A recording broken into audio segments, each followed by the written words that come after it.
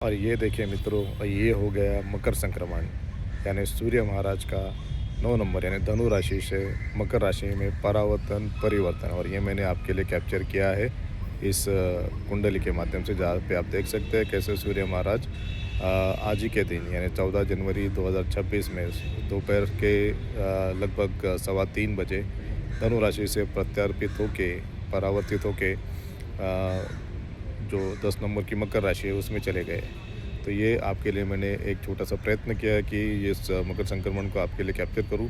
इसका मतलब ये होता है कि आज ही के दिन ये मकर संक्रमण संपन्न हो गया है, मकर संक्रांति आज ही के दिन है और सूर्य महाराज ने अपनी राशि का परिवर्तन कर दिया है। मकर संक्रमण ये कोई छोटी घटना नहीं होती है, जैसे सूर्य महाराज हर महीने के 30 दिन साधारणतया अपनी राशि का परिवर्तन करते हैं और दूसरी राशि में चले जाते हैं। लेकिन मकर संक्रांति का विशेष महत्व इसलिए होता है कि जब सूर्य महाराज ये दक्षिण दिशा से दक्षिणायन से उत्तरायण की तरफ बढ़ते हैं, यानी दक्षिण दिशा जो यम महाराज की दिशा, और यम ये सूर्य महाराज के पुत्र है, वैसे ही शनि महाराज जिनकी 10 नंबर की मकर राशि बनती है वो भी सूर्य महाराज के पुत्र है। तो ये एक पुत्र के घर से दूसरे पुत्र के घर प्रस्थान करने वाले सूर्य महाराज का आज का दिन होता है। और उसी के साथ ये मंगलमयता, प्रकाश, अंधकार से प्रकाश की ओर बढ़ने का संकेत मिलता है। उसी तरह जो शीतलता है, जो अयोग्य शीतलता जिसके कारण से ऊर्जा का अभाव होता है, तो उस शीतलता से ऊर्जा की ओर ये प्रस्थान सूर्य महाराज का हुआ है। और उसी के साथ हम कह सकते हैं कि जो एक अन्याय है, उस अन्याय से न्याय की तरफ ऐसे चलता हुआ ये ऊर्जा का स्रोत आपके जीवन में बहुत कुछ बदलाव कर सकता है। इसीलिए इस मकर संक्रमण का और इस राष्ट्रांतर का महत्व होता है। तो मित्रों, हमें महाभारत में भी एक कथा मिलती है जिसमें हमने इसमें देखा है कि भीष्म पितामह जब बाणों की शैया पे लिट जाते हैं, अर्जुन उन्हें अपने बाणों के शैया पे लिटा देते हैं, तब तत्काल वो अपने प्राण नहीं छोड़ते, क्योंकि उनको मालूम होता है कि तब दक्षिणायन शुरू है और दक्षिणायन यानी सूर्य महाराज जब शीतलता है तब अपने प्राण नहीं छोड़ने चाहिए, उससे दोष लगेगा और अच्छी गति प्राप्त नहीं होगी।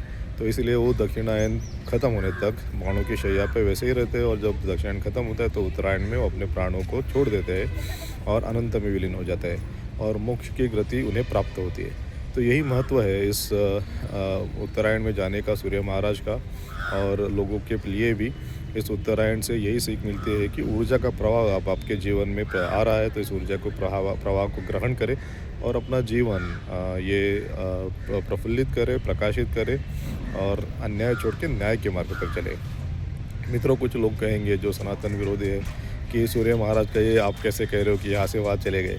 तो मित्रों, ये जो भ्रमण है, ये वैसे देखा जाए तो सूर्य महाराज का स्वयं भ्रमण नहीं है। हम साइंस में जानते हैं सूर्य स्थिर है और पृथ्वी उनके बाजू में घूमती है।